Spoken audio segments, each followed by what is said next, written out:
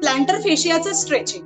तर आता हे प्लांटर फेशियाचं स्ट्रेचिंग म्हणजे काय? जेव्हा तुम्ही तुमचा पाय स्वतःच्या दिशेने ओढत आहात, तर तेव्हा काय होतं की तुमची जी प्लांटर फेशिया आहे, तळपायाची जी फेशिया आहे, ती पूर्णपणे स्ट्रेच होते आणि त्यामुळे तुम्हाला आराम मिळू शकतो.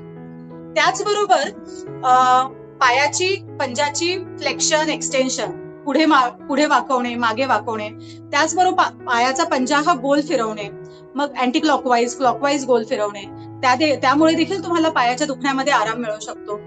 त्याचबरोबर पायाच्या स्नायूंचा योग्य व्यायाम करण्यासाठी कापसाचे बोळे किंवा जे आपलं पेबल्स असतात ते आपण जमिनीवर पसरवून पायाच्या बोटांनी ते उचलायचे आणि पुन्हा सोडायचे, पुन्हा उचलायचे, पुन्हा सोडायचे.